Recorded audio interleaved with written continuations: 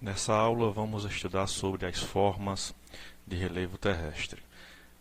As formas de relevo do planeta Terra ocorrem na superfície continental e também no assoalho marinho. Então, nessa aula vamos estudar a parte do relevo continental.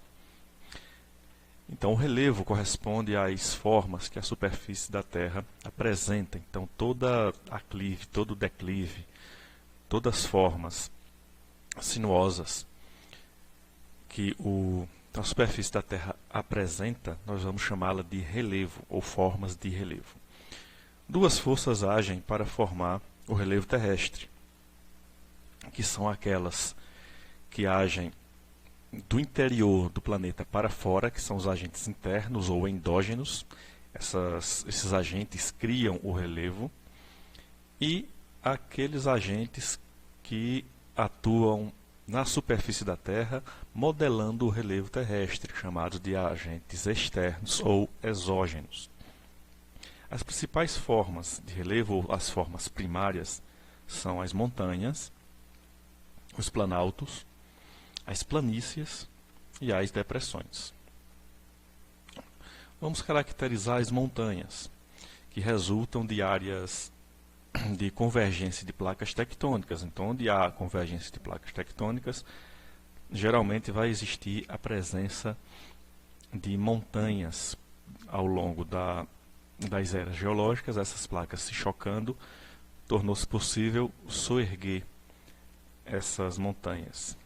Elas apresentam um relevo mais elevado e também mais íngreme. São as formas de relevo com maior altitude e com encostas mais íngremes. Íngreme significa que são mais inclinados. Geralmente se dispõem em cadeias. Um conjunto de montanhas ou uma cadeia de montanhas também é chamada de cordilheiras. Apresentam bastante processos erosivos. Como são formas geralmente de relevo jovem, com poucos milhões de anos, os processos erosivos são intensos. Então há um intenso processo de desgaste somado com um intenso processo de crescimento ainda. Então as montanhas ainda estão em fase de crescimento e também sofrem a erosão dos agentes externos. Geralmente são formas de relevo jovens. As montanhas como o Himalaia, por exemplo, são formas de relevo jovem. Aqui você observa que a rocha ainda está sem nenhuma cobertura vegetal, o que significa que a rocha é nua ainda. Devido à sua grande elevação, geralmente são cobertas por neve devido ao esfriamento das grandes altitudes. Já os Montes Apalaches são montanhas de idade mais avançada, o que as caracteriza com a cobertura vegetal. Então a rocha não está mais nua, ela já tem uma cobertura vegetal, por ter sofrido ao longo do tempo um desgaste mais elevado, por ser um relevo mais velho.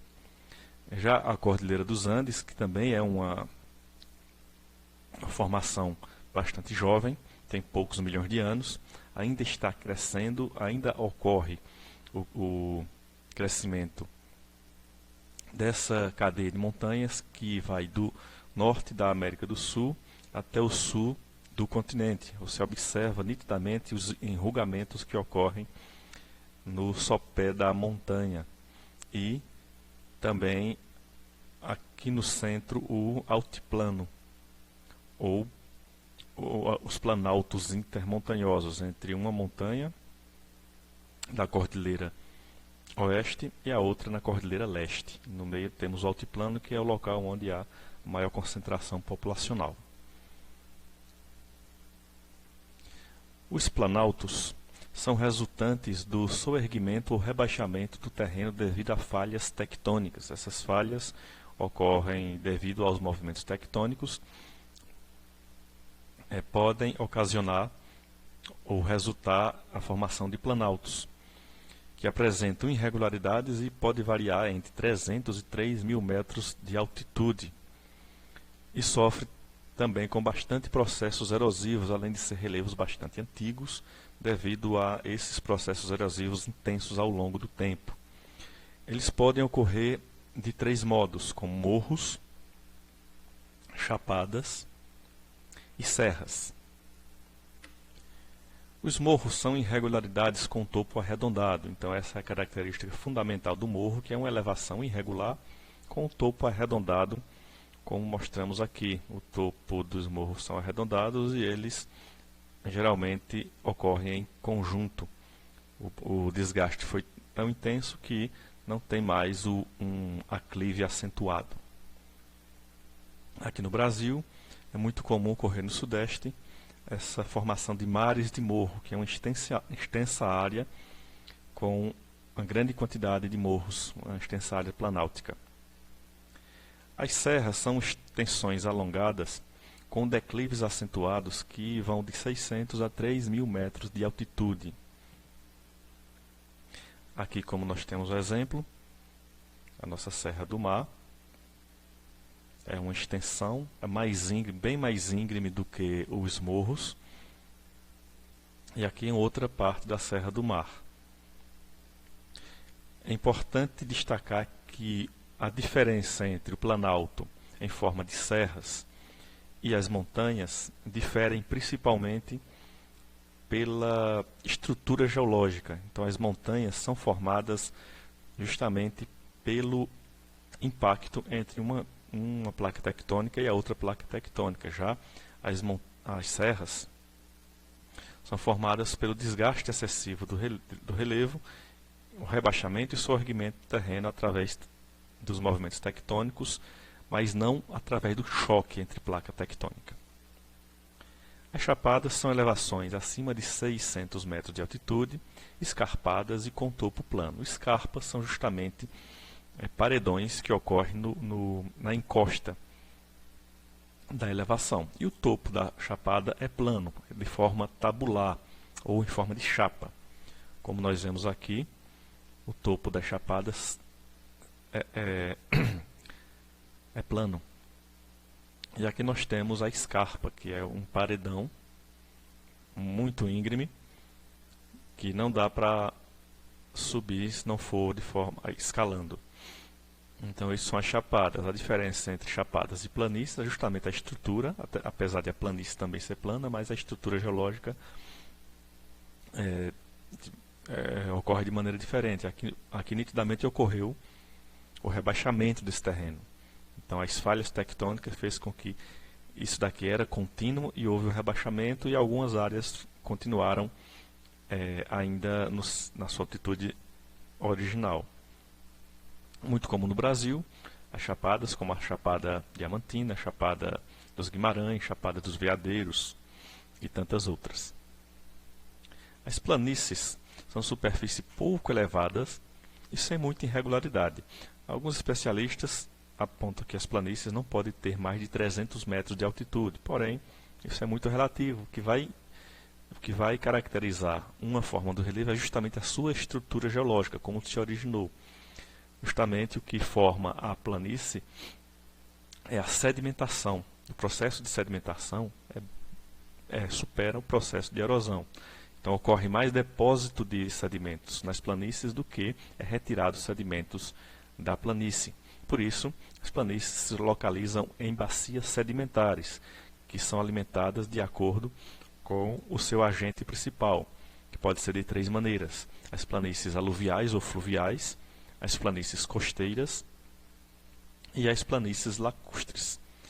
As planícies fluviais, a sedimentação é feita pelos rios. O depósito de sedimentos é feito pela erosão que os rios fizeram desde da sua nascente e vai despejando esses sedimentos ao longo de suas margens. Então, onde há rio, geralmente, em suas margens, ocorre o depósito de sedimentos e aí a formação de planícies fluviais. Os rios têm a tendência de escavar o seu leito até que o leito mais elevado fique no nível do leito da sua foz, tornando-se assim uma grande planície.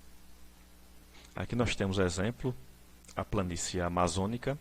Então, toda a extensão dos rios da Amazônia é uma grande planície, visto que são os rios de planície. São rios de territórios planos. Então há o acúmulo, houve ao longo do tempo o acúmulo desse material que o rio despejou e a formação da planície. E aqui o esquema da formação de uma planície fluvial, onde o rio escava seu leito e deposita os sedimentos ao longo de sua extensão. Então tudo isso aqui é depósito de sedimentos ou bacia sedimentar, que foi criada justamente pela força dos rios. A planície costeira, os sedimentos são transportados pelas ondas e correntes marítimas. Então é através da força da água do mar que os sedimentos são jogados para o continente e aí a formação da planície costeira ou marítima. Aqui como exemplo nós temos uma planície bem extensa. O litoral brasileiro todinho é de uma extensa planície costeira. E aqui nós vemos que há os paredões. Então toda essa área aqui foi de sedimentos jogados pelas forças do mar. Outro exemplo de planície, os sedimentos, as casas e a mata. Isso ao longo do tempo, os sedimentos foram jogados, primeiro o mar causa a erosão desses paredões, das encostas, e depois esses sedimentos são jogados através da força das ondas e das correntes marítimas e acumuladas ao longo da costa. As planícies lacustres ocorrem quando um lago é soterrado ou seco. Esse soterramento pode ser feito através da força de erosão eólica ou pluvial. A chuva desgastando as elevações vão jogar os sedimentos nesse lago. Ele vai ser soterrado e vai se extinguir, ou quando o lago seca naturalmente e perdendo suas águas. Então aqui nós vemos uma grande planície salgada, de um lago salgado que secou. E essa planície lacustre é em Marte. Então, talvez há bilhões de anos atrás, Marte existia bastante água. Esse lago aqui essa planície era um lago que secou e tornou-se uma extensa planície em Marte. As depressões possuem altitude inferior ao terreno em sua volta. Então, o que caracteriza a depressão é justamente ser um terreno rebaixado e em seu entorno ter terrenos mais elevados. Então, a estrutura que dá a caracterização da depressão. No processo erosivo, ocorre com maior intensidade nas depressões do que o processo de sedimentação. Ou seja, é mais retirado material do que depositado. Ocorrem duas formas de depressões, como a depressão relativa e a depressão absoluta. As depressões relativas ocorrem em áreas continentais, com altitude acima do nível do mar. Então, as depressões relativas, ou qualquer outra depressão, é medida a partir do nível do mar, que tem altitude zero. Então, toda altitude é medida a partir do nível do mar, 0 metro. Então, acima do nível do mar, temos as altitudes positivas e abaixo do nível do mar, as altitudes negativas, ou profundidades. Então, há ocorrência de depressões que estão abaixo do nível do mar, que é justamente as depressões absolutas. Então, como exemplo de depressão relativa, observa-se aqui esse trecho de depressão e a depressão sertaneja, que é uma extensa área de sertão, justamente cercada pelos planaltos de leste e sudeste e pelo planalto da Borborema. As depressões absolutas ocorrem em altitudes abaixo do nível do mar, então há profundidades aí, ou altitudes negativas. Como nós observamos aqui, o nível do mar, que é 0 metro. Então, nós vamos observar que temos uma área continental e logo em seguida um aprofundamento. Aqui nós temos uma depressão absoluta, pois ela se situa abaixo do nível do mar. Como um bom exemplo, nós temos aqui os Países Baixos, que muitos chamam de Holanda, que ao longo de sua história construiu diques para empurrar o mar e avançar o seu território. Então aqui é o mar e aqui é o território onde 1/3 dos Países Baixos está abaixo do nível do mar. Então se observa que, em caso de um maremoto, uma grande área do país ficará embaixo d'água. E a mais profunda depressão absoluta é justamente o Mar Morto, que fica a mais ou menos 800 metros abaixo do nível do mar, que é esse mar que fica aí entre Jordânia, Israel e Omã. Então aqui é o Mar Morto, ele originalmente possuía toda essa área, toda essa extensão, mas com o aproveitamento das águas do Rio Jordão, esse mar foi secando. Além disso, houve muita transposição do Rio Jordão e por isso o mar está secando, está ficando cada vez mais salgado. Ele tem esse nome Mar Morto justamente por ser muito salgado e não permite a existência de nenhuma espécie de vida. Então você observa que aqui é a superfície marítima e aqui nós temos um aclive para chegar ao nível do mar. Nesse diagrama de relevo nós vamos identificar as principais formas do relevo, como aqui a cordilheira, ao alto, algumas montanhas, bem aqui, próximas às cordilheiras. A diferença é apenas que as cordilheiras são uma cadeia de montanhas e essas montanhas aqui são mais antigas. Algumas serras, planaltos. Esse planalto em forma de chapada, você observa que tem um terreno mais rebaixado.